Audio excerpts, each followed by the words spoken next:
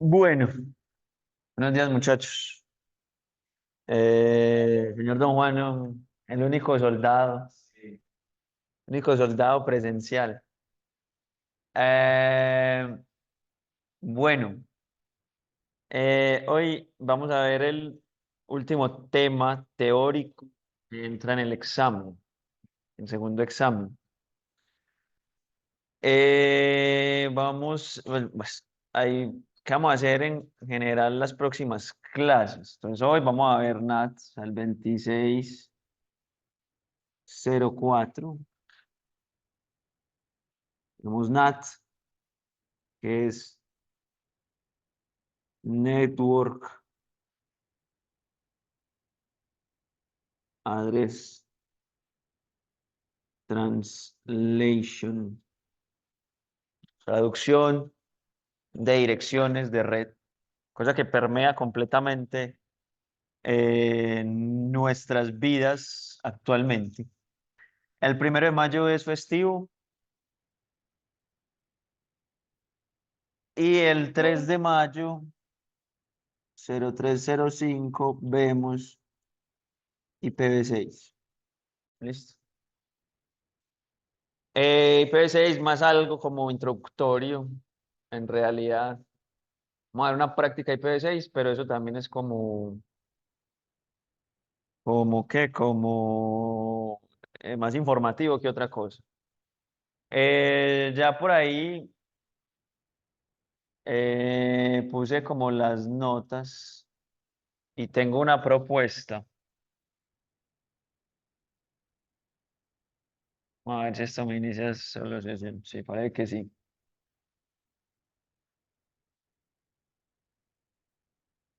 Archivos.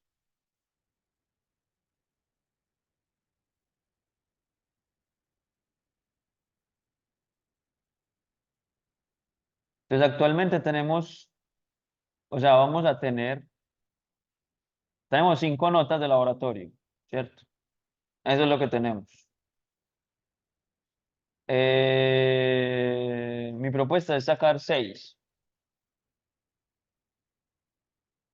más o menos pues lo que yo considero que, si quieren sacamos más, pues, no hay problema. Pero mi propuesta es sacar 6, es decir, el próximo quiz sería el último quiz de laboratorio. Y ya pues de ahí miraríamos si hacemos actividades como para alguno que quiera mejorar la nota. Esto es en lo que llevan el laboratorio, pero obviamente si tienen algo en blanco, eso no lo está tomando. Entonces, si deben algún quiz o algo, esta nota no es como definitiva. Listo, porque eso es lo que es esa función de Sheets, de Excel. Entonces, ahí más o menos en eso tienen laboratorio. Momentos y parciales, recuerda que en el momento y parcial uno es la misma nota. ¿Por qué pongo eso? Porque pues, era como que era una plantilla vieja, pues entonces no la cambié, pero esto es el 30%, pero tiene la misma nota, ¿listo? Ya por ahí también puse las bonificaciones que me cobraron el día pasado. Está bien. O sea, esto es lo que tienen en una nota del seguimiento. ¿Listo?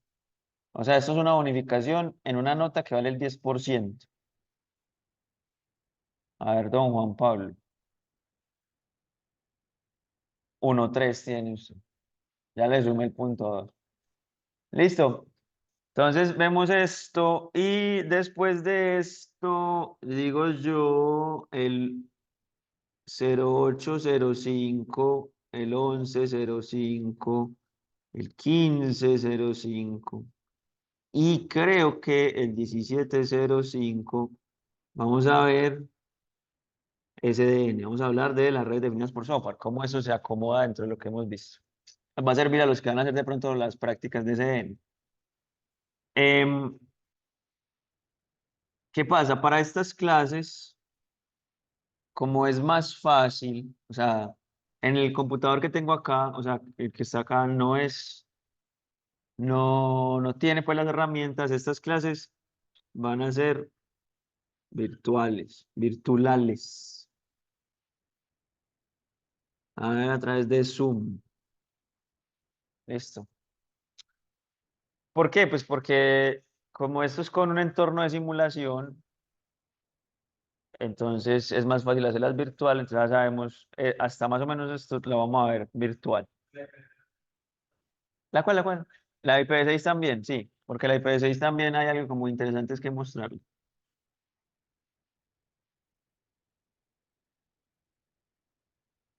Ah, sí, 1.3. No era, esperen, yo veo.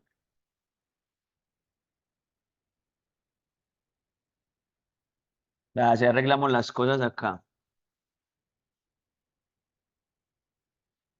Listo. Esto es con coma. Ya. Sí, señor.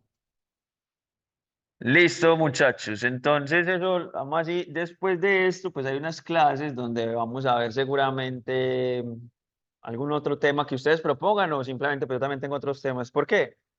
Porque el viernes, perdón, el próximo miércoles, el próximo viernes, sí, porque el miércoles es festivo, terminamos el tema que está dentro del microcurrículo de Red 2. Entonces es importante como traerles cosas que yo creo que es interesante mirar. Listo. Entonces ya después acá, eso lo definimos bien después. Entonces hoy vamos a hablar de NATS. Entonces, Network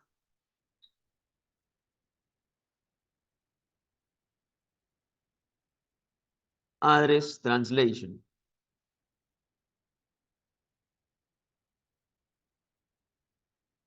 Siempre lo van a encontrar como NATS.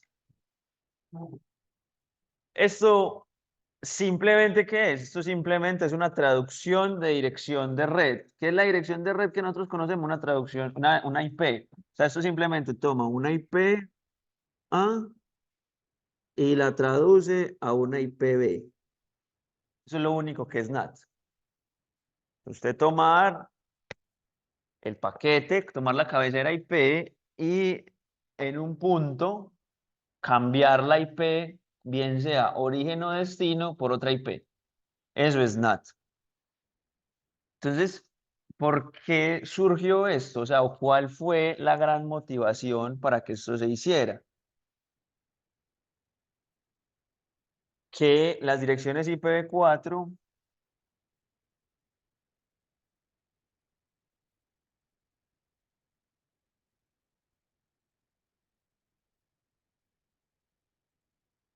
comenzaron a agotarse.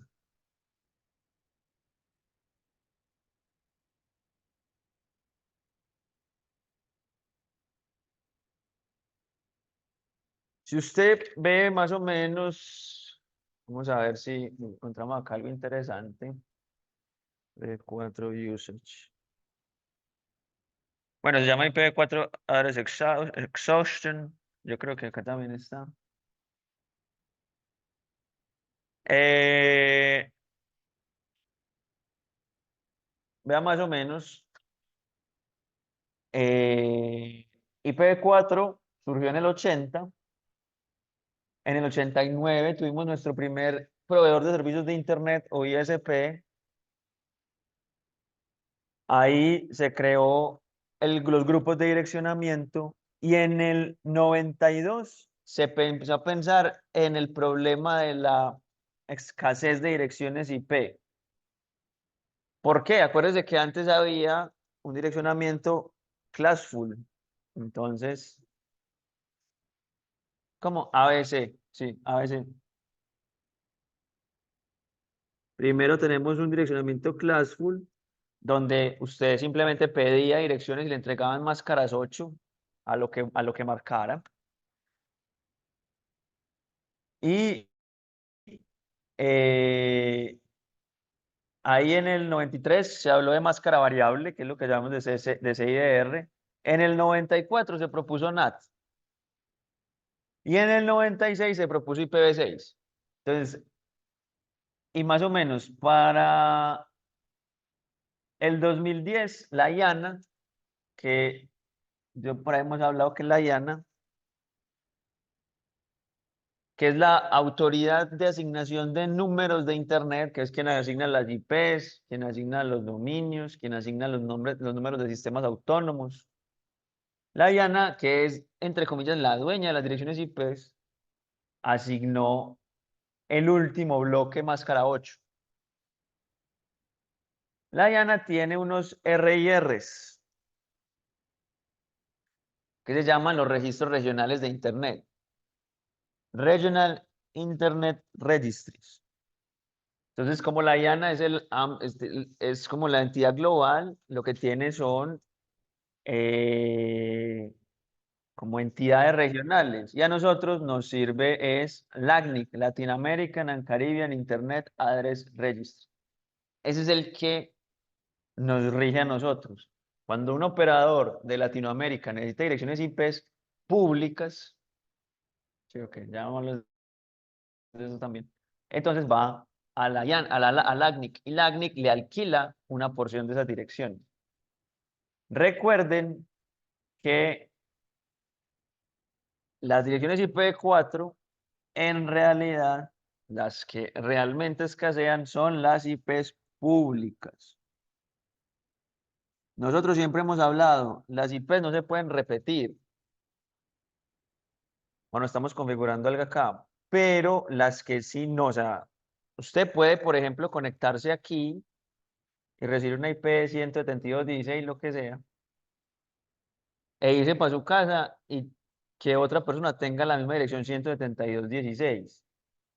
Pero esos son IPs privadas. Las IPs privadas, cuando están aisladas, están separadas en entornos diferentes, sí usted podría tener IPs repetidas, pero ¿por qué? Porque esas IPs nunca van a establecer comunicación. Pero las IPs públicas, que son las IPs con las que usted se encuentra en Internet, es decir, si usted quiere establecer comunicación en Internet, la única forma de encontrar a alguien en Internet a través de una IP pública.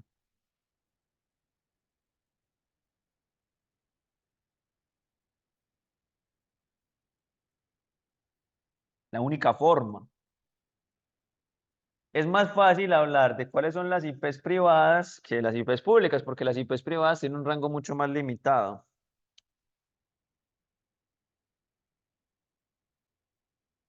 Las IPs privadas son las que siempre utilizamos, que son estas, de la 10.000 a la 10.255, 255, 255. De la 172.16.00 a la 172.31, 255, 255. O sea, la de 172.32, 0 para arriba, esas son públicas. Y en realidad este es el bloque completo. La máscara 8, la máscara 12 y usted tiene también la 192, 168.00, máscara 16. Esas son las IPs privadas. Hay unas, a ver, ¿dónde está el print? Esto no tiene print. Yo creo que es este. No, entonces recortes.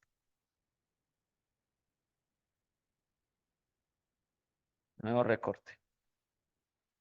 Entonces, estas IPs privadas lo que hace es que usted las pueda utilizar en cualquier entorno sin ningún problema. Por eso es que las utilizamos nosotros en el laboratorio. Entonces, podemos utilizar esas IPs como queramos. Entonces, las utilizamos en el laboratorio. Las podemos usar porque esas IPs nunca se enrutan en Internet. Entonces, las IPs privadas.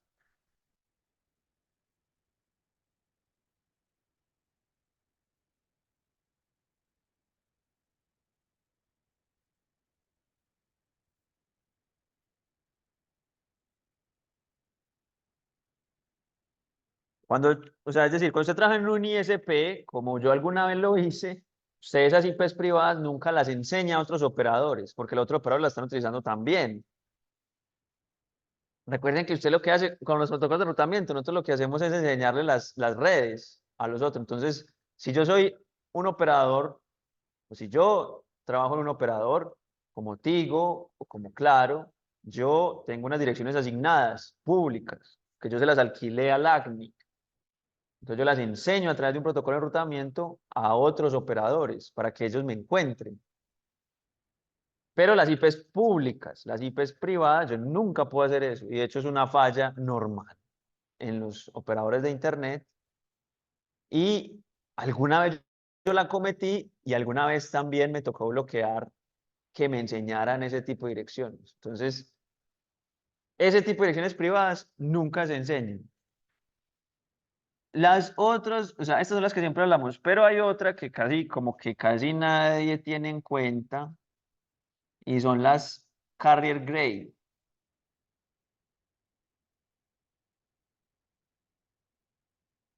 que esto es algo interesante, que ahorita vamos a hablar de eso, que estas también son direcciones IPs privadas, o sea, estas tampoco se enrutan, que es de la 164 a la 100.127.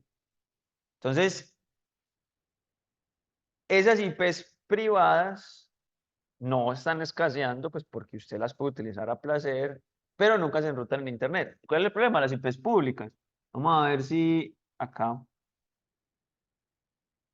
Esto es un reporte, donde dice que LACNIC ya no tiene direcciones IP. Eso ha cambiado un poco, pues, porque yo sé que los operadores están pensando en devolver direcciones porque eso cuesta. Pero entonces vea que quién es el que tiene todavía direcciones.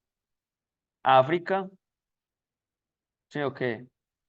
Y APNIC, que es Asia Pacific, creo.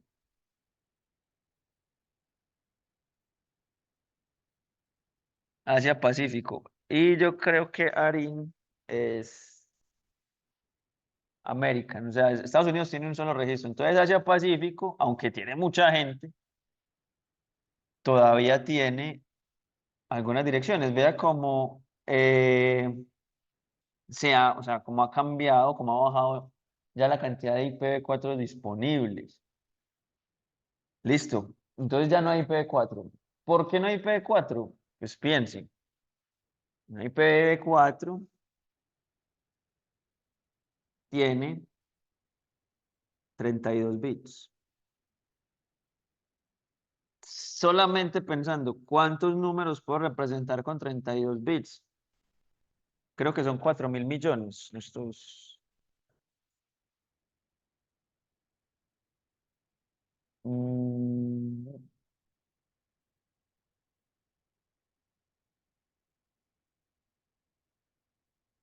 2 a la 32.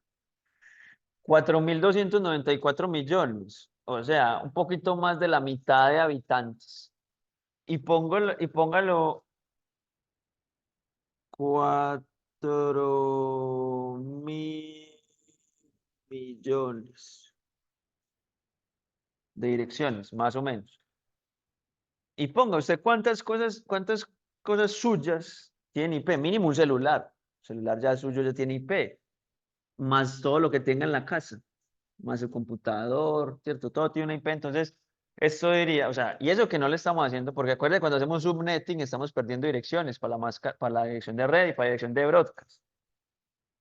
Entonces, IPv4 no alcanza para direccionar todo lo que tenemos actualmente. Ese problema lo vieron, o sea, en los 90, imagínense. En los 90 se dieron cuenta que eso no va a ser suficiente. ¿Por qué? Porque IP se convirtió en una solución para todo lo que no pensábamos que iba a ser.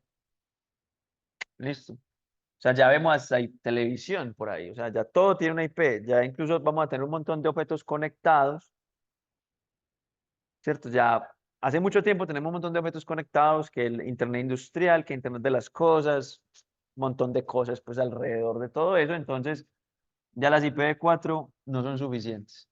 Entonces, esa escasez tiene dos soluciones. La solución como más expedita y más clara para la gente fue, ok, ¿no? Entonces, tengamos un espacio de direccionamiento más grande.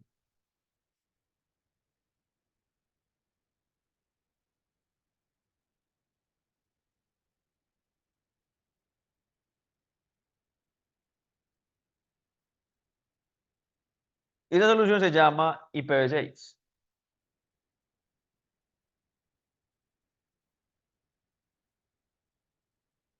Entonces, IPv6 tiene direcciones de 128 bits. Entonces usted dice, ok, listo, o sea, 128 bits, suficiente. Eso ya es como yo no sé cuántos millones de direcciones por habitante en la Tierra. Entonces, gol. Pero tiene un problema. Siempre que hablamos de un cambio tan grande, significa un cambio en todos los equipos. O sea, todos los equipos tienen que cambiar a soportar IPv6. Hay unos equipos que simplemente no tienen forma de, aunque eso sea software, los fabricantes te dicen, no, esto no soporta IPv6 porque el chipset, la placa, no soporta un espacio tan grande en memoria, por ejemplo, que es muy charro, pues, pero a mí siempre me ha parecido como es raro esas respuestas, pero literalmente te responden, hey, no, eso no lo soporta ni lo soportará. Yo creo que es más un tema de, no quiero hacer cambios sobre ese tipo de equipos, cómpreme uno nuevo. Y el otro es compartir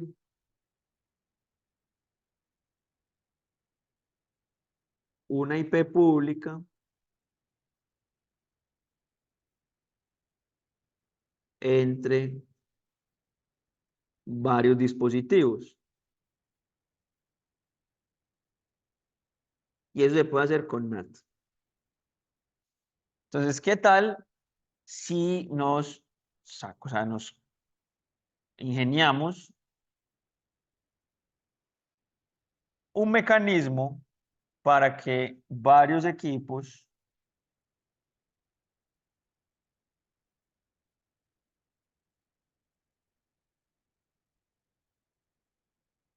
compartan una misma IP pública? Y esto puede ir a Internet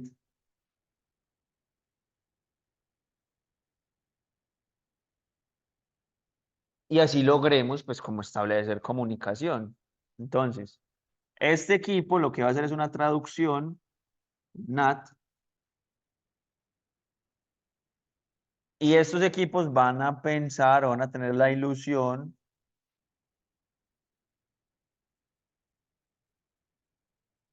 de como de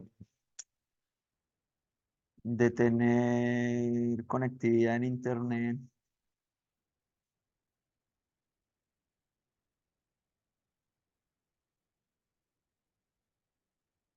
con una IP privada, e internet va a pensar que simplemente todos sus equipos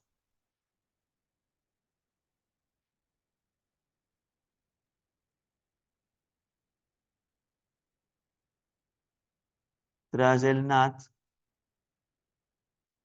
tienen, o sea, es un único equipo más bien.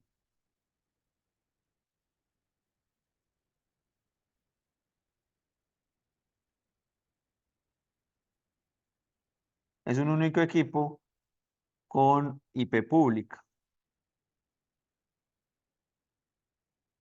Entonces, para internet, usted puede haber 100 equipos detrás del equipo de NAT y internet piensa que es el mismo, que es una IP pública. Y todos los equipos creen que están navegando con IP privada. De hecho, pues usted, los equipos usted nunca le dice, esto es una IP privada o una IP pública, se le configura una IP. Y eso es lo que rige actualmente todas nuestras comunicaciones. Si usted está en su casa y hace esto, o ifconfig en Linux, se van a encontrar 172.21, vea que esto es del rango de IPs privadas. Estoy nateado. Está en su casa, seguramente, soy bastante seguro que usted va a tener una 192, 168. Yo es muy difícil, ya, o sea, yo hace mucho tiempo no veo que un equipo final tenga una IP pública. Hace mucho tiempo no lo veo. Estamos hablando desde hace, luego del colegio, hace casi 20 años, si no estoy mal, 2004. Sí, hace casi 20 años fue la última vez que yo vi que una IP pública se entregara a un computador de una casa. Cuando yo, pues, o sea, cuando tuvimos como las primeras cuentas de internet en la casa. Y usted utiliza una IP pública, vea, ¿cómo lo ve Internet? Internet nunca va a ver esta IP suya. Esta IP suya no es visible. Cuando usted mira cuál es mi IP,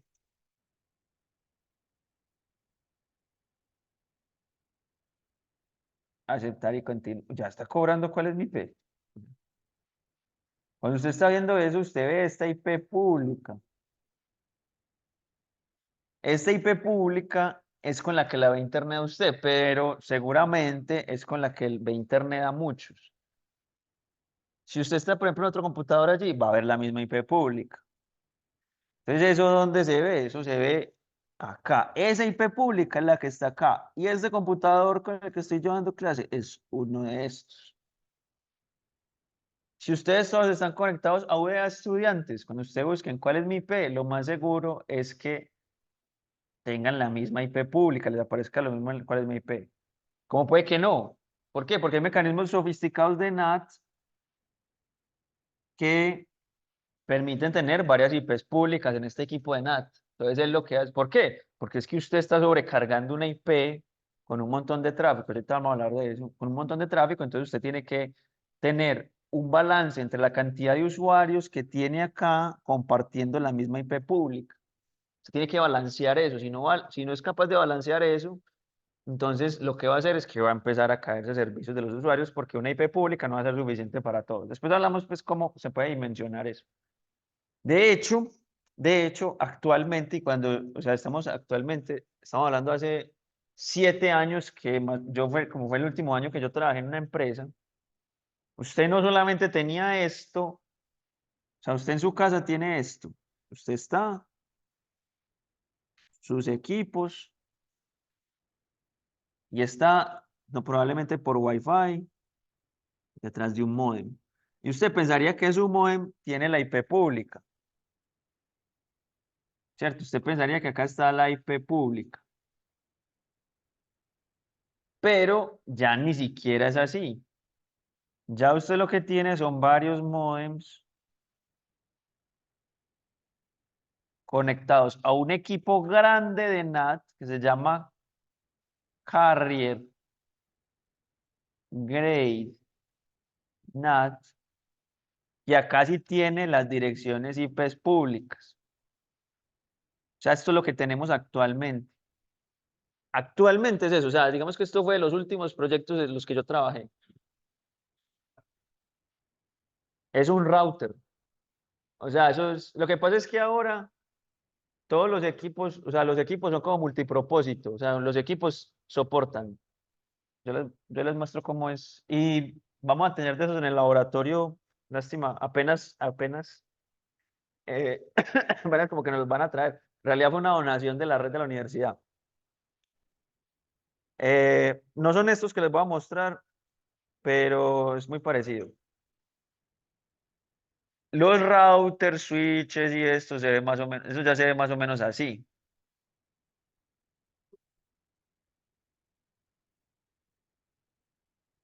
Oh, esto sí. Se ve más o menos así, entonces vea que es un equipo que tiene un montón de tarjetas y vea, por ejemplo, las de acá del lado tienen unas interfaces que tienen un montón de, bueno, unas tarjetas que tienen un montón de interfaces a la izquierda y a la derecha unas tarjetas que tienen menos interfaces. Entonces, por ejemplo, las tarjetas trabajan como switches. Usted puede conectar ahí muchos equipos y puede aplicar VLANs, hacen spanning tree, todo. Y estas tarjetas, por ejemplo, son puertos de interconexión a otros routers. Entonces se conectan entre routers con otra red. Entonces, ya los equipos, este equipo también hace NAT, por ejemplo. Puede tomar una dirección y vamos a ver que los routers del emulador toman una dirección y la pueden traducir a otra. Entonces ya en realidad es muy difícil, o sea, todo a qué migra, y eso es lo que trabajamos también nosotros en el grupo de investigaciones.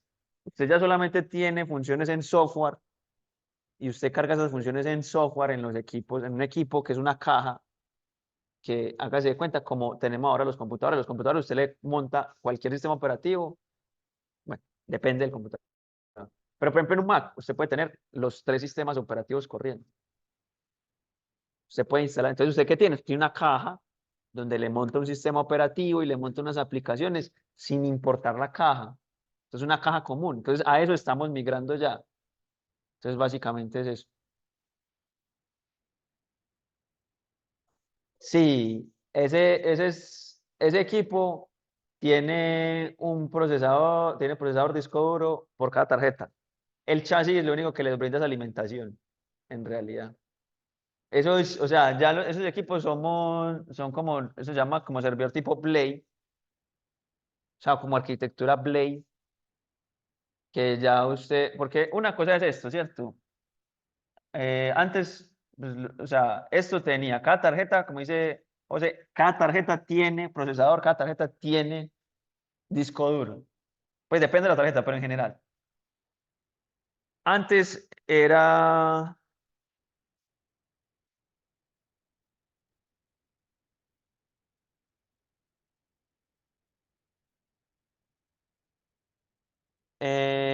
vamos a ver si o sea, ¿cómo son actualmente las cosas?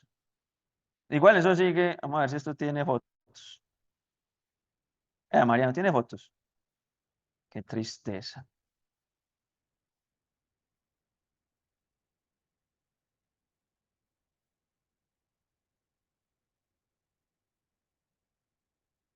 Sí, sí, vamos a ver si esto. Este es el mismo que me metí. Muy bien, volando.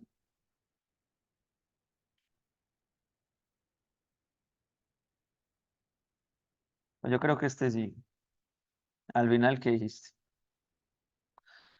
O sea, los rack, si ustedes van y miran lo que queda al lado a lo que está ahí como atrásito del salón donde vemos el laboratorio, hay unos racks. Entonces nosotros todavía tenemos servidores tipo rack, o sea, todo es autosoportado. tiene su procesador, tiene su disco duro, todo, y usted lo organiza en un rack, y normalmente se organiza horizontalmente. Los Blade, vea que es como una caja grande donde usted va metiendo tarjetas, y la caja grande les brinda alimentación a todas. Entonces, ¿qué diferencia? Como cuál es la gracia de los Blade? Usted tiene mucho más espacio en los Blade y es mucho más eficiente también, hablando pues energéticamente hablando. Entonces ya, o sea, cuando usted ve los equipos muy grandes y muy serios son tipo Blade. Igual los tipos rack también pues crecen mucho, pues hay mucho. O sea, los grandes pues equipos de red ya son Blade. Entonces, eso es pues básicamente lo que hay ahora. Entonces usted incluso ya no tiene una IP pública en su modem. Por eso es cuando usted juega, por ejemplo, cuando usted hace la prueba en su PlayStation o en su Nintendo Switch, en Xbox no sé cómo sale, pero y usted le dice, NAT tipo qué, le dice ahí, ¿cierto? Entonces, NAT tipo 2 quiere decir que usted tiene la IP pública en su modem. Y NAT tipo 3 es que incluso no tiene una IP pública en su modem. Eso es pues como, entonces es peor todavía. Que vamos a ver cuál es el problema de NAT. O sea, cuando usted tiene este tipo de soluciones así ya, para navegar funciona perfecto, navegar muy bien. Pero cuando usted tiene esas cosas donde usted es el servidor o donde necesita usted que alguien le establezca una conexión que van hacia uno, eso es un problema ya gigante. Y hay unos juegos que lo que hacen es que pues uno de los jugadores es un servidor. Entonces, ahí hay problemas. Cuando nosotros estamos haciendo las pruebas de esto, una de las cosas que salió, que había que hacer, era probar. A mí no me tocaba, pero la gente que probaba los modems tenía que probar juegos.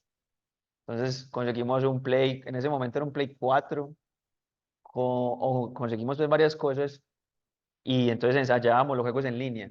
Por ejemplo, juegos como Call of Duty funcionaban bien en general. Parece que es que el servidor siempre queda afuera, pero eso era que era como el Modern Warfare 1 y 2 creo, pues los que probamos en ese momento. Mucho tiempo ya. Sí, pero uf, sí, pero el Modern Warfare fue el que rompió, o sea, fue el que rompió todo de Call of Duty, porque el de la Segunda Guerra Mundial es el 3 que pero después vino esa que es como la Guerra del Golfo, que o sea, ese juego es brutal. Uy, ahí no, uno les empieza a hablar de Call of Duty. A ver quién dice Halo. No, Black Ops. No, Gears of War también, gran juego, pues. Pero, por ejemplo, en PlayStation, pues Call of Duty, yo creo que eso va a quedar grabado.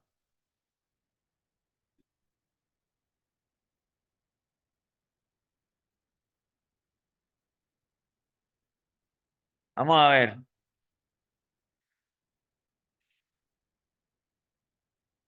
Uy, ya van a empezar con Halo. Yo sí, Halo, apenas lo jugué ahorita con los del grupo.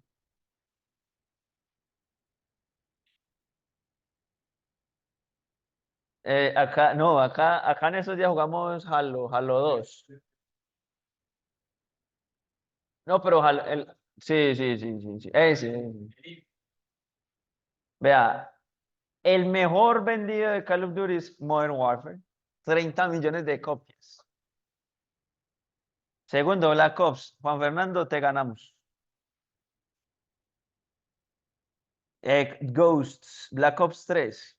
Black Ops 3 todavía, pues, incluso se juega mucho, pues, yo he visto, pues.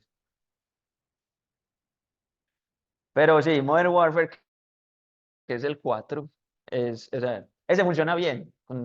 Eso es solamente cosas educativas.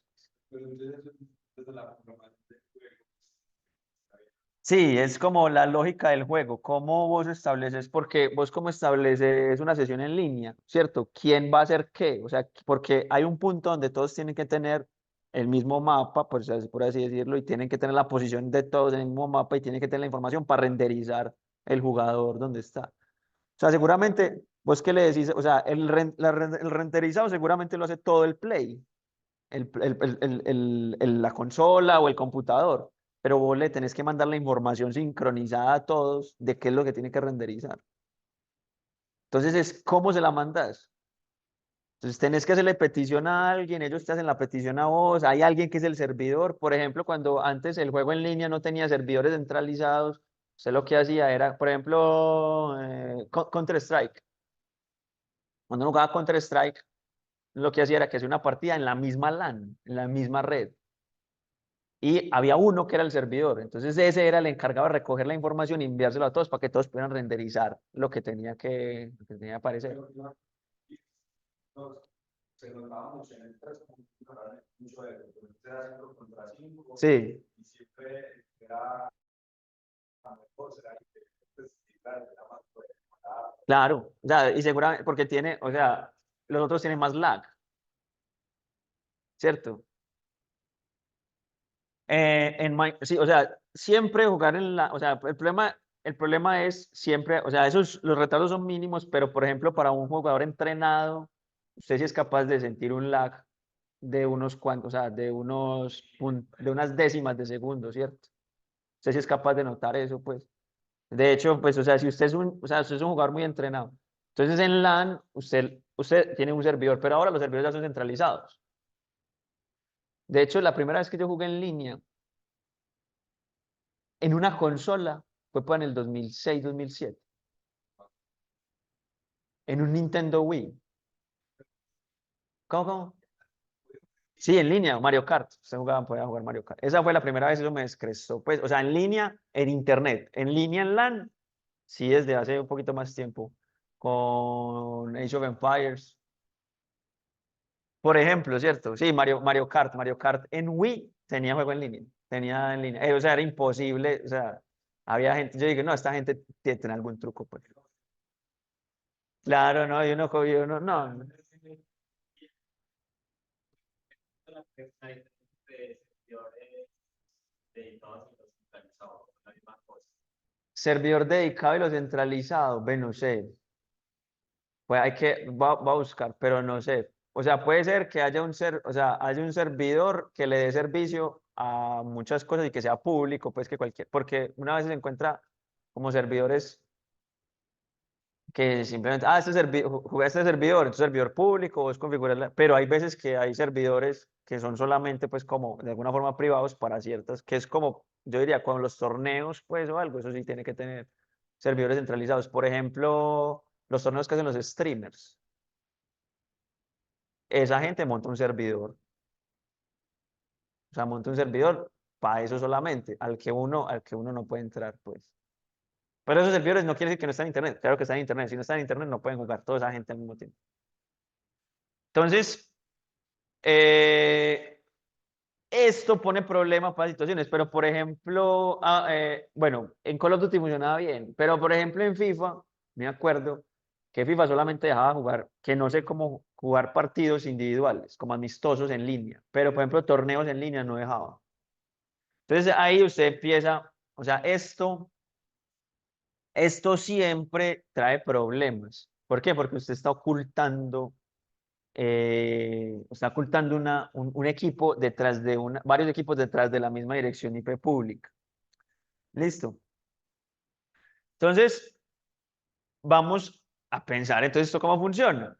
Supongamos el primer escenario. Entonces, usted tiene tres equipos y tiene tres direcciones IP, 192, 168, 01, 192, 168, 02, 192, 168, 03. ¿Cierto? Y todos estos equipos se conectan a un módem, a su módem, que es el que hace NAT. O sea, que vamos a hacer el equipo que hace NAT. Y este equipo acá tiene una IP que puede ser pongamos la misma, la que encontramos acá. ¿Cuál es mi IP? 224.16.230.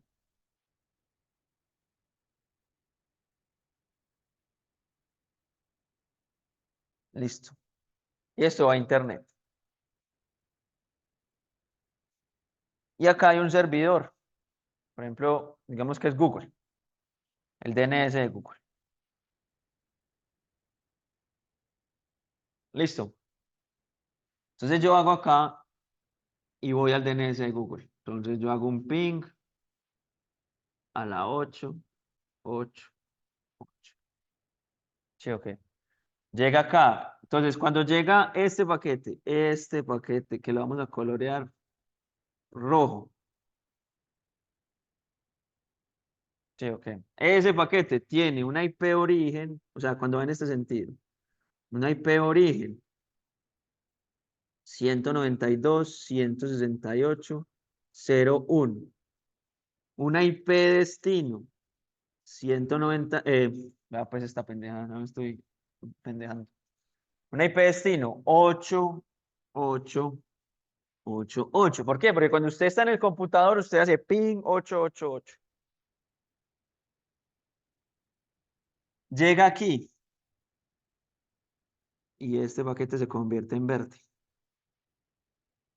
¿Qué hace el NAT? El NAT dice, ok, listo, yo recibí un paquete desde la IP punto 1, va para la 8, como yo sé que mi función es hacer nada, o sea, ese paquete va para internet, entonces yo cambio acá y pongo una IP origen 224.16.230 y una IP destino 8888.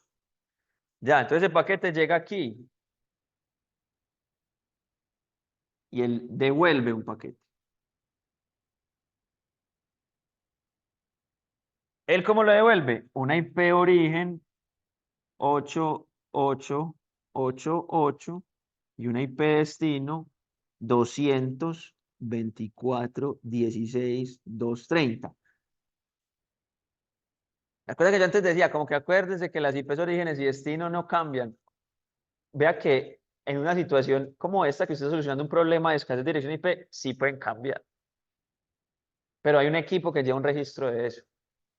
Listo.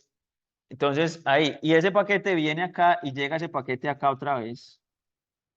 Y ese paquete eh, se devuelve, o sea, se lo devuelve el equipo de NAT a este. Y ese paquete amarillo tiene una IP origen 8888 y una IP destino 192.168.0.1. Entonces, vea acá las traducciones que se hicieron. Entonces, acá, ¿qué se tradujo? Se tradujo la IP origen, se tradujo. Y acá en la última, ¿qué se tradujo? Se tradujo la IP, vea pues, la IP destino.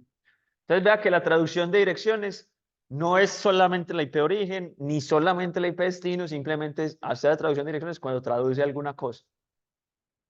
Listo. Así funciona. Vea que él tiene un registro, o sea, el equipo de NAT tiene un registro de lo que se está haciendo. Tiene un registro. Pero, y eso funciona lo mismo como si fuera un servidor en internet, como si fuera, si usted fuera yendo a www.google.com también. Entonces puede ir otro a google.com. Entonces ahí hay un problema grande. ¿Cuál es el problema? ¿Cierto? El problema de la pregunta es, ¿qué pasa si el host punto uno y el host punto 2 van a la misma dirección en internet?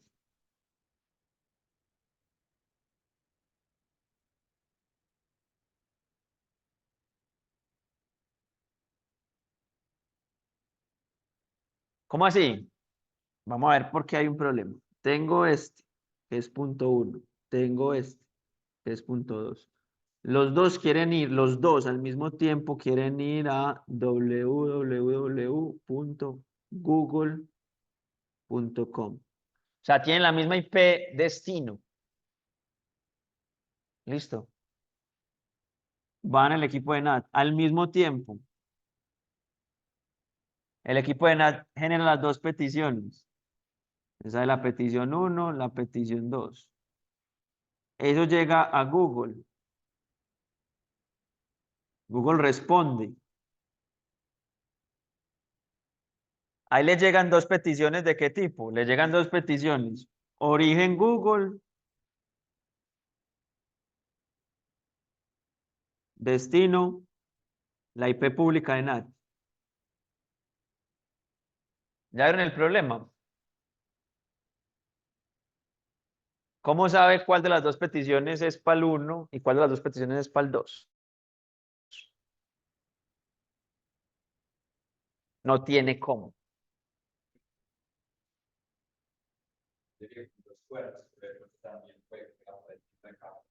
No, pero ahí sí. Entonces lo que dice José es, necesitamos otro grado de libertad, ¿cierto? Necesitamos otra cosa que podamos variar. ¿Y cuál es otro grado de libertad? Pues los puertos. Los puertos de, pues de TCP/UDP, ¿cierto? Sí, también lo traduce.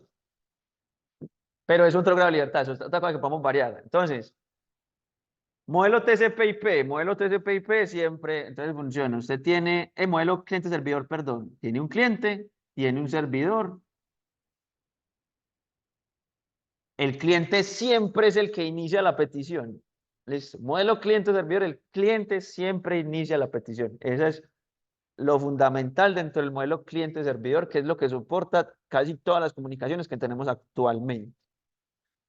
El cliente, el servidor, o sea, el cliente hace una petición al servidor y ¿qué característica tiene esa petición? Tiene una IP origen, una IP destino, que es la del servidor, un puerto origen, que es aleatorio. Normalmente mayor a ¿cuánto? Y un puerto destino, que es el del servidor. ¿Que para qué sirve el puerto destino? El puerto destino es que cuando el servidor recibe una petición al puerto, por ejemplo, 80, lo que hace es que redirecciona eso a la aplicación de HTTP. Eso es lo que hace, o sea, ¿qué es el puerto? Identificar una aplicación que está corriendo en el servidor. El servidor lee eso, ok, listo, ya sé que lo tengo que mandar acá. O sea, es facilitar eso. Listo. Entonces, ese puerto aleatorio normalmente, o sea, cuando ustedes estén programando por ahí, pods, no, sports. Cuando ustedes estén programando por ahí sockets con el profesor Alexander Leal, que yo creo que los va a poner a hacer así. Hay una cosa que llaman los puertos bien conocidos. La IANA también asigna, pues como puertos, y vea que hay unos puertos que ya tienen como que vea, esto se va a utilizar normalmente, pues no quiere decir que usted, si usted va a montar HTTP, no puede montar un servidor HTTP en el puerto 10.000, se lo puede montar. Recuerden que el puerto es un parámetro en el protocolo de transporte que ocupa ¿cuántos bits? 16 bits, ¿listo? Entonces, da desde 0 hasta 65.535. Y normalmente los puertos bien conocidos, van hasta 1023. ¿Qué pasa? Ahí por ahí hay como unos puertos que se han asignado, como que más o menos, pues como que ahí se han dicho, pero no son bien conocidos, sino que se llama como puertos registrados, eh, que como que se asignan para ciertas cosas, pero normalmente usted ve, es que esto no tiene WhatsApp, usted ve que el puerto o sea, el puerto origen que escoge su computador o su navegador es como 5.000 para arriba, 3.000 para arriba, listo. Pero es un puerto aleatorio. El puerto origen es un puerto aleatorio. El puerto destino normalmente es el puerto de la aplicación.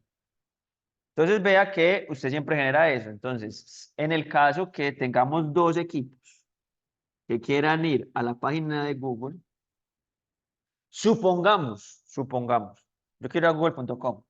Entonces, la IP origen es la 192.168.0.1. La IP destino. No creo que sea 88. Vamos a ver cuál es Google.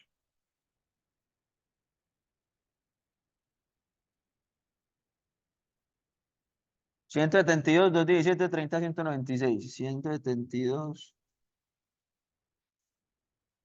172.217.30.196. ¿Cierto? IP destino. También tiene un puerto origen. Entonces, un puerto origen, por ejemplo, va a ser el 5000. Y un puerto destino va a ser el 80 o el 443. Digamos que es 80, que es HTTP.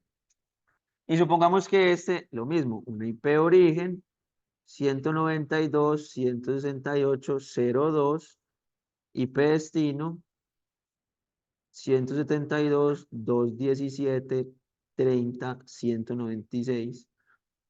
Puerto origen de Chepa, porque la vía es muy rara, escogió también el 5000. Y puerto destino, 80.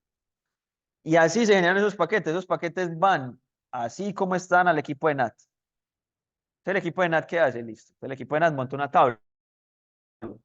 Y dice, ok, este es el equipo 192.168.0.1 va para la 172.217,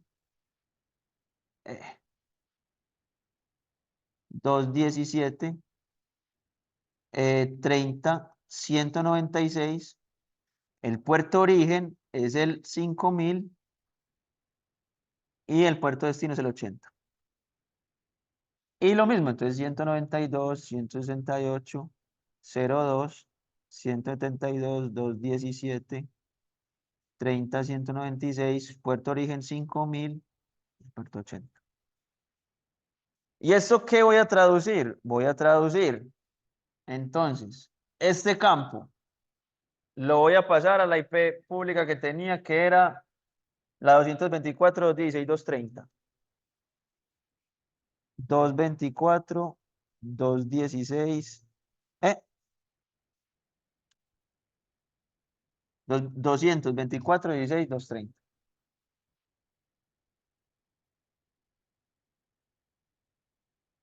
224, 216, 230. Algo así. Esto también lo voy a pasar a la 224, 216, 230. Y acá entonces, listo. Acá estamos en lo mismo. ¿Qué vamos? Entonces, ¿cuál es la magia?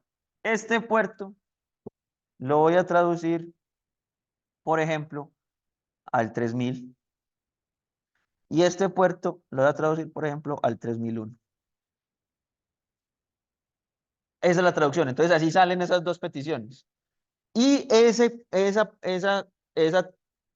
4 o 5 tupla con el protocolo de transporte es lo que permite identificar una comunicación enteramente. Vea que ya usted acá llega al servidor de Google y el servidor de Google responde. ¿Y cómo van a hacer los dos paquetes? Vamos a hacerlo en verde y lo vamos a hacer en ese amarillo que estamos utilizando. Pero amarillo, me amarillo. Naranja, pues. Listo. Entonces, el naranja, ¿cómo lo responde? Que el naranja es la respuesta a este. El naranja dice, tiene una IP origen 172.217, 30.196, una IP destino 224.216.230. Acá es la magia. Puerto origen va a ser el 80. Puerto destino va a ser el 3001. Sí, ok. Y ahora el verde.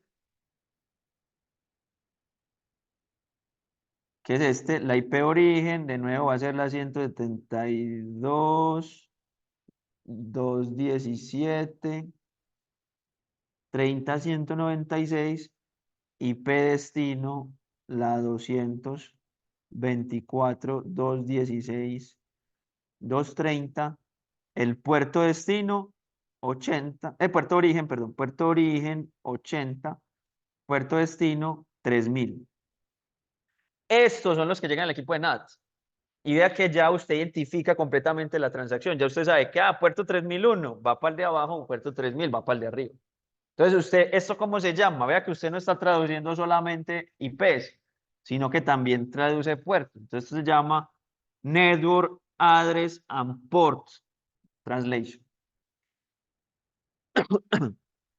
Y ese es el NAT que tenemos actualmente. O sea, todo el NAT que hacemos es ese. Pues para usuarios finales.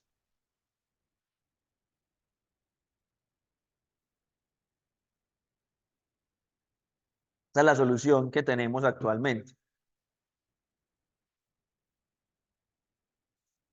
Se hace dos veces, entonces usted le hace NAT a su, o sea, en el carrier grade NAT, usted primero lo nateó su modem y esa IP que tiene su modem la natean otra vez. Así sea, o sea, usted puede natear IPs privadas, pues, sin ningún problema. Ya que esto no tiene ninguna restricción, como que, esto es una IP pública, no puede hacer una traducción. No, se puede hacer traducción de lo que quiera. Listo, o sea, actualmente lo que yo he visto, por ejemplo, en Tigo, los planes de más baja, o sea, como de los más bajitos, o sea, los que hablamos de menos de 100 megabits por segundo, 50 megabits por segundo, doblemente nateados.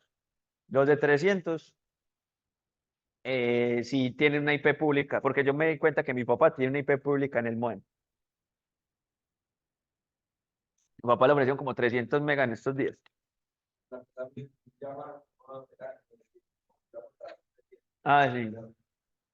Sí, a veces hay, sí, entonces vos seguramente tengas una IP pública en el modem.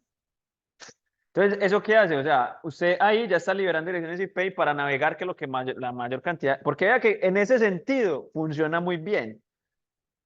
¿Cuál es el problema de NAT? Pues primero, el problema de NAT es que usted está ocultando, o sea, ya usted no es alcanzable desde Internet. ¿Cómo así que no es alcanzable desde Internet? Supongamos que usted en su casa, recuerde que esto es el modem, ¿listo? Usted en su casa le dio por montar un servidor web. No sé, usted tiene una página, no sé, denunciemos.tk. Usted no les tocó eso. Era donde uno publicaba como en chismógrafo. Donde publicara, se montó una página, pues. Entonces ya vimos que en este sentido, o sea, cuando usted va en este sentido, funciona muy bien. Acá, ¿cuál tenemos? Tenemos la 224.216.230. En ese sentido funciona muy bien. Pues entonces, ¿qué pasa? Si usted tiene un servidor web en su casa, lo que va a hacer la gente desde Internet es tratar de acceder al servidor web en su casa. O a lo que usted tenga en su casa. ¿Hay que? O sea, viene la petición. ¿Hacia dónde va esa petición inicial? Esa petición va a ir hacia la 224.216.230. Eso llega aquí. Y eso es que yo voy para el puerto 80. Eso llega ahí. ¿Y qué va a hacer el equipo con eso? O sea, ¿a quién llega y dice, ok, me llegó una petición para mí? ¿A quién se la entrego? A mí, pues, o sea, es para mí. Entonces vea que el modelo de conectividad completa de Internet se afecta. Ya usted no puede, cuando usted tiene un servidor que está detrás de un NAT, eso no funciona porque el modelo cliente-servidor indica que siempre el cliente es el que hace la petición. Entonces, como ya el cliente está en Internet y el servidor está detrás de un NAT, que es algo que pasa mucho. Bueno, no crean que esto es, hay mucha gente, pues obviamente en mucho menor medida que la mayoría, mucha gente que tiene un servidor en la casa. Entonces, ¿ahí qué pasa? De alguna manera, este equipo tiene que saber que cualquier petición que vaya, por ejemplo, al puerto 80, usted la va a redirigir a este que puede ser el punto 5, por ejemplo, a la 192.168.05. Y eso se llama un por forwarding.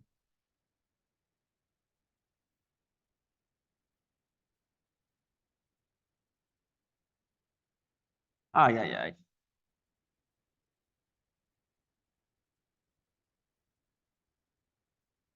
Por forwarding. Una redirección de puertos, simplemente una petición a un puerto, redireccionenlo adelante. ¿Qué pasa entonces si usted tiene dos servidores web? Entonces ya usted tiene que, de alguna forma, decirle, cuando llegue, o sea, no puede ser, no puede ser lo mismo, porque usted nada más va a recibir peticiones al puerto, a un puerto 80, entonces si dice el mismo puerto, paila, utilice otro puerto. Hay otras formas de hacerlo, pues, ¿cierto? Hay muchas técnicas intermedias, no sé si en servicios, porque, o sea, de hecho, esto pasa en Internet. En Internet, ¿usted qué tiene? Esta es la clásica, ¿cierto? Pero si, bajo este, si usted le llega, si usted tiene otro servidor en el puerto 80, usted ya no puede redireccionar el mismo puerto 80. O sea, usted no puede decir, a veces el puerto 80 para la punto 5, a veces para la punto 6. No, puerto 80 punto 5. Hay otra más áspera que es un DMZ, que lo que hace es redireccioneme todas las peticiones para un equipo, o sea, todos los puertos para un equipo. Pero en Internet, usted sí tiene algo así. Usted en Amazon, AWS, ¿cierto? Usted tiene la misma IP y detrás de esa IP hay un montón de servidores. Todos responden por el puerto 80 o por el puerto 443. O sea, en Internet, en AWS, el problema que le estoy presentando acá, eso sí funciona. ¿Cómo se hace? O sea, vea que yo antes, por ejemplo, vea esto. Yo tomo esta dirección IP. ¿Sí o qué? Creo que acá le es Enter para copiar, ¿cierto? Yo cojo esta dirección IP, la pego aquí y voy a Google. ¿Qué es lo del DNS, cierto? Lo del DNS, yo me digo, no, el DNS lo que hace es que resolver un nombre google.com a una IP. Yo la pego aquí. Pero si yo hago esto,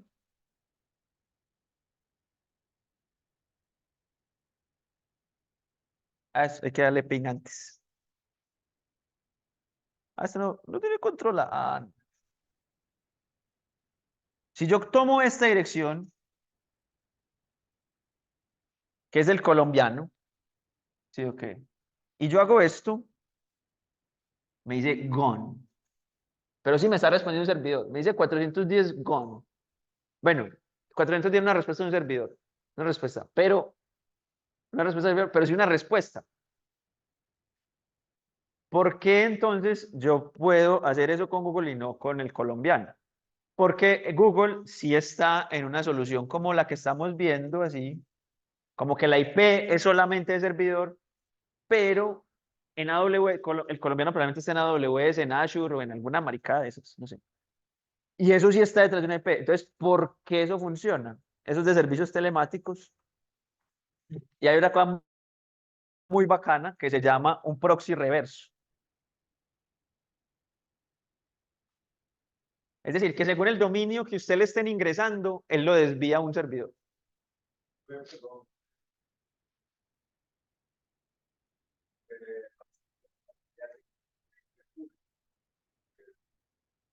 Sí, pero acá, o sea, de nuevo, es muy poquito el que tiene una IP pública, solo para él. Usted puede tener una IP pública, claro. Si yo soy colombiano, le hago a que yo le hice una resolución y me entregó una IP pública. Pero detrás de la IP pública hay varios, porque ya que yo le hago la petición de IP pública y una me dice, "Ey, no, acá no hay nada". Pero sí, yo sí sé que hay algo. Pero lo que ellos utilizan es una cosa que se llama proxy reverse, o sea, es otra capa como de hacer una redirección o de hacer un forwarding, como puede hacer NAT, que se llama proxy reverse. O sea, según el dominio, usted lo envía a un servidor u otro. O sea, imagínese, ya usted sube hasta la capa de aplicación. Señor.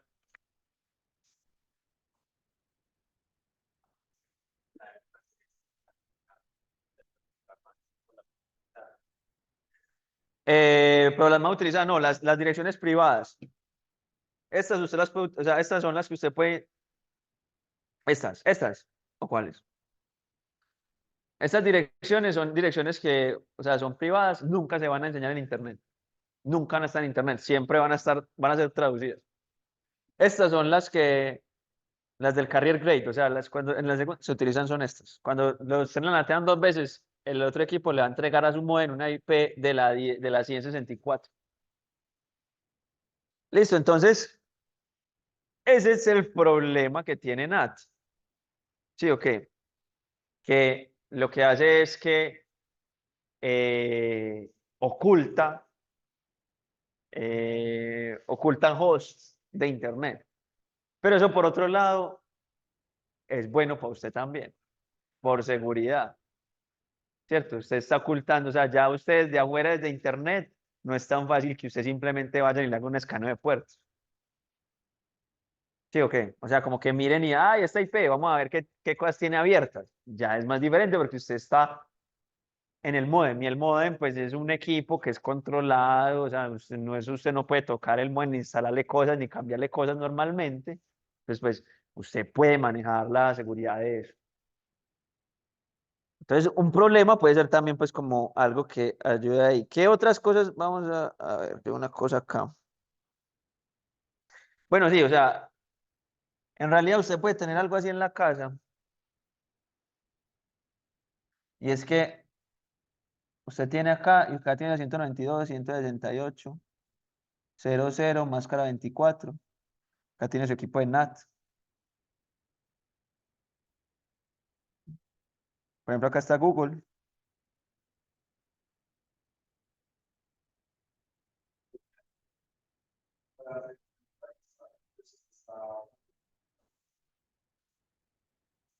No. Bueno, si tuvieras una aplicación que guardara tu dirección IP original, la primera antes, sí, pero normalmente nunca se dan cuenta cuando estás nativa. O sea, eso es lo, como lo bacano de esto, es que usted no tuvo que cambiar, o sea, usted en Internet no tuvo que cambiar nada. O sea, usted no tuvo que hacer absolutamente nada en Internet ni en los equipos en los equipos de los usuarios, nada. Usted simplemente tuvo que poner un equipo en la mitad que hiciera nada. Y eso funciona igual. Y acá también tiene la 192, 168, 00, máscara 24, que es lo que tenemos en las casas. Y los dos podemos comunicarnos con Google. Vea que hay direcciones repetidas. ¿Cierto? Pero las direcciones repetidas nunca están en Internet, sino que están acá. ¿Qué pasa? Usted acá no, dentro acá no puede repetir direcciones, obviamente. Em, Acá me faltaba algo, yo creo. Vamos a ver.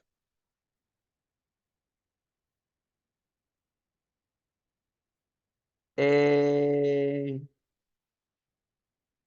Hay un RFC, un estándar, que lo pueden pues como revisar, que es el 5389, que dice cómo se pueden, como las diferentes formas de implementar NAT. Y más que todo dicen cómo usted establece conexiones o cómo pueden establecer conexiones desde afuera con NAT. Pues como que hay para que lo pillen. Hay en las presentaciones donde está como más o menos bien explicado. Lo que pasa es que es como mucho, eh, es como con muchas sutilezas que me parece que como que no son tan aplicables. Entonces, escenarios problemáticos, ¿sí o qué? Lo primero, la comunicación extremo a extremo se ve afectada.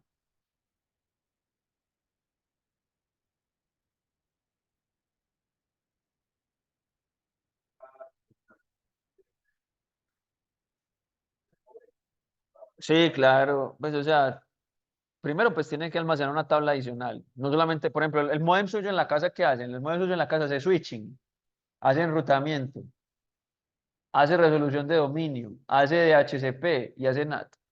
Y en esa cajita, ¿cierto? O sea, obviamente es una cosa, o sea, tiene una cosa pues como responsable. Afectada, ya vimos por qué. Entonces, inconvenientes de NAT.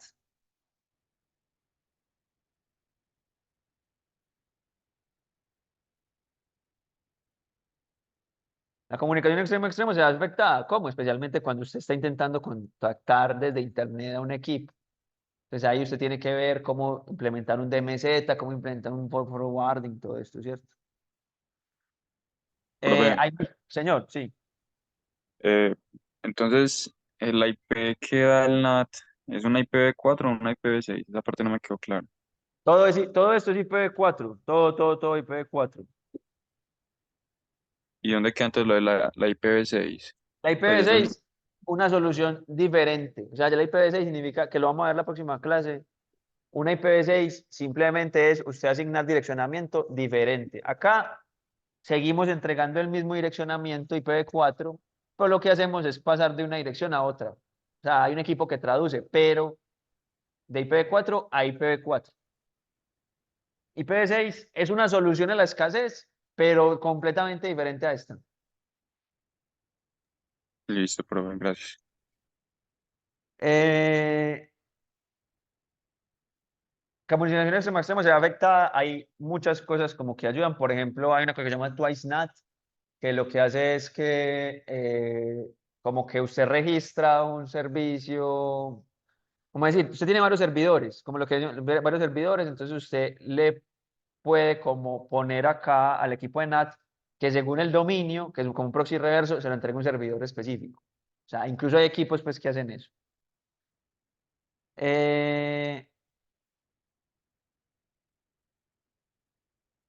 Afecta el desempeño. ¿Por qué? O sea, no es igual de rápido con NAT, porque el NAT agrega un retardo. ¿Cuál es el retardo? Pues el de la traducción y recálculo del CRC.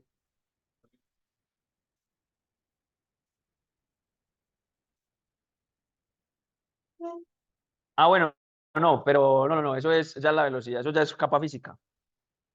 Pues sí, eso es capa física. Igual acá, mira que es capa 3, de 100 y 300 es simplemente como que, ok, no, esto va a procesar, esto va a moler más paquetes por segundo sin importar como que lo que esté haciendo, pues. Entonces, desempeño, ¿por qué? Usted cambia la dirección IP y tiene que calcular los campos del CRC. Sí, o que usted tiene que recalcular porque cambió. Eh,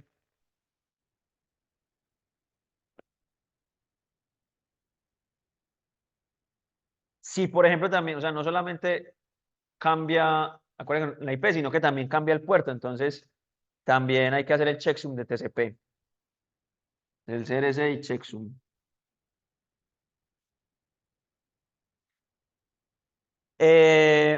Temas con la fragmentación. Recuerden que según parámetros como la MTU o el tamaño de ventana, lo que hacen los protocolos es fragmentar la información. Entonces, al fragmentar la información, eso viene en un montón de paquetes con la misma dirección IP, entonces usted tiene que cambiar la dirección IP de todos los fragmentos. Y aplicaciones, que esto nos pasó mucho también. Aplicaciones que llevan IP en la carga útil. Hay algunas aplicaciones que como por temas de seguridad llevan la IP dentro de la aplicación. Entonces, al cambiar eso, usted también tendría que revisar que se pueda cambiar eso. Entonces, en general, eso trae problemas, pero fue una gran solución ante la escasez de IP. De hecho, los operadores prefieren esta sobre IPv6, porque IPv6 significa, primero, que los usuarios tienen que tener equipos que soporten IPv6. Afortunadamente, los sistemas operativos, más o menos desde hace 20 años, soportan IPv6. Desde Windows Vista hay IPv6. Y desde Ubuntu 12, creo, ya soporta IPv6. No sé qué kernel era Ubuntu 12, puede ser kernel 3, no sé. Pero entonces ya a los equipos finales. Pero los equipos que dan acceso a los modem también tienen que soportar IPv6, los routers tienen que soportar IPv6. Entonces a los operadores no les gusta, o sea, a los operadores no les gusta gastar plata, ¿cierto? O sea, eso ¿Por qué? Vuelvo a lo mismo. Son empresas. ¿Cuál es la función de una, o sea, cuál es lo que quiere una empresa? La empresa no quiere generar bienestar, la empresa no quiere ayudar, o sea, como que hacer un mundo mejor. No. Eso puede ser beneficios colaterales de tener una empresa. Sí, las empresas puede que mejoren el mundo, pero la empresa no. La empresa tiene que generar más plata de la que gasta. Punto. ¿Y usted cómo genera más plata más plata que la que gasta? O sea, ¿usted cómo gana más plata que la que gasta? Una es aumentando sus ganancias o segunda es disminuyendo sus costos o las dos al mismo tiempo.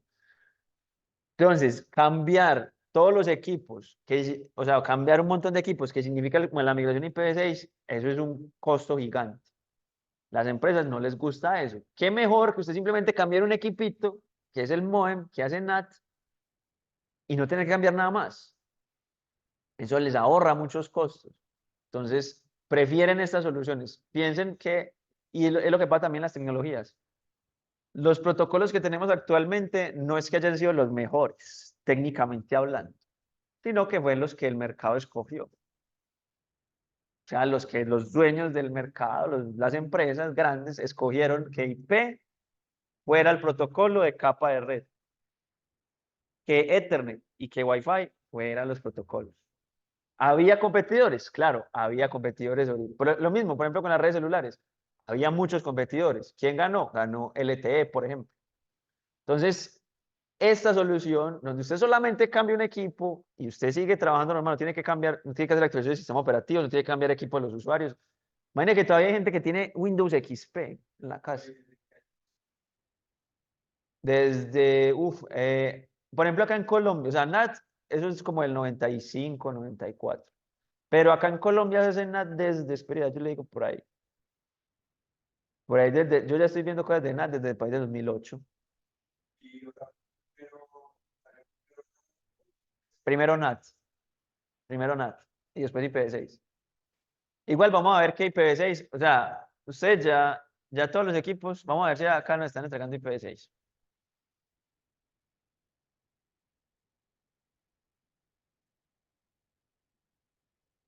¿Y qué IPconfig? No, estoy volando. F80, no, esta es la local. Pero vea que ya todos los sistemas operativos tienen una dirección IPv6. Usted mira su configuración de red y ya tiene una IPv6. Pero, por ejemplo, esa IPv6 es una IPv6 link local, o sea, automáticamente generada. O sea, quiere decir que la UDA no me está entregando una IPv6, amor. No hay un DHCPv6. Exacto. Pero yo sé que Tigo, o sea, en mi casa sí me está entregando una IPv6 pública. Yo sí ya pillé, pues. Listo. Entonces, IPv6 tiene muchas más cosas, pero nosotros vamos a enfocar en el direccionamiento, que es como lo más significativo. Pero tiene muchas más cosas. ¿Por qué? Porque IPv4 fue un protocolo que simplemente fue funcionando, pegándole parches y parches y parches, porque nunca fue pensado para lo que se utiliza hoy en día. Listo.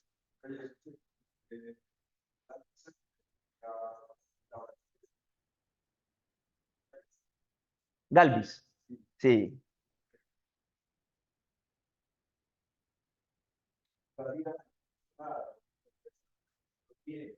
Ah,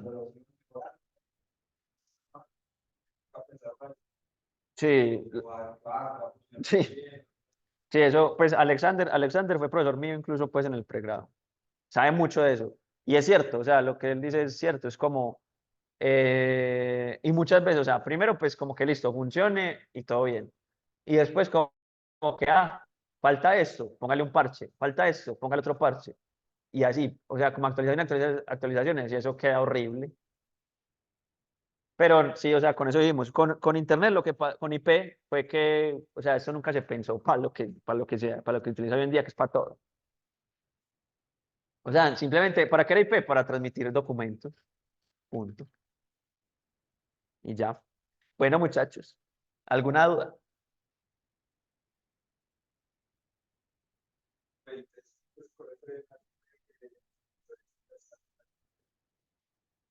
Yo creo que ya sí toca, pues. O sea, cuando yo estaba trabajando, ya siempre nos obligan a montar, pues, cosas con IPv6, IPv4 y IPv6. Nunca hubo un IPv5, uff. Yo creo que sí, pero es como muy particular. Sí, o sea, sí tuvo que haber, pero hay muchas cosas que, o sea, cuando las agencias, pues, o como las organizaciones de estandarización, siempre hacen muchas iteraciones fallidas, pues. Pero nunca hubo un IPv5 comercialmente como intencional, o sea, como una intención comercial de sacar un IPv5, no, nunca hubo. Siempre saltó a IPv6. Fue cuando una empresa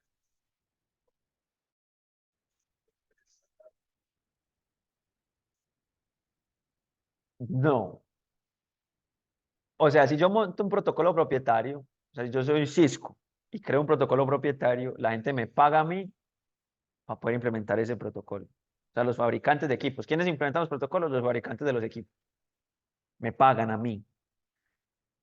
Si eso ya después yo quiero que se vuelva un protocolo abierto, un estándar abierto, ya yo tengo que liberar eso. O sea, ya yo me, me desligo de eso. Como que todo bien, lo suelto. Pero puede que un protocolo propietario se convierta en un estándar de facto. Puede, muy difícil. ¿Qué es un estándar de facto? Un estándar de facto es como un protocolo, en este caso, o un procedimiento que en general el mercado lo adopta. Por ejemplo, LTE. LTE es un estándar de facto para las comunicaciones móviles, pero LTE es un estándar del 3GPP, que el 3GPP genera estándares abiertos. Entonces, hay como protocolos propietarios, protocolos que son estándares abiertos, hay estándares de facto. Esos estándares de facto normalmente son estándares abiertos, pero ¿podría un estándar de facto ser un protocolo propietario? Sí, muy difícil, pues digo yo. Pero si normalmente ahora qué hace, lo que hacen las empresas y las universidades son consorcios y esos consorcios generan los protocolos.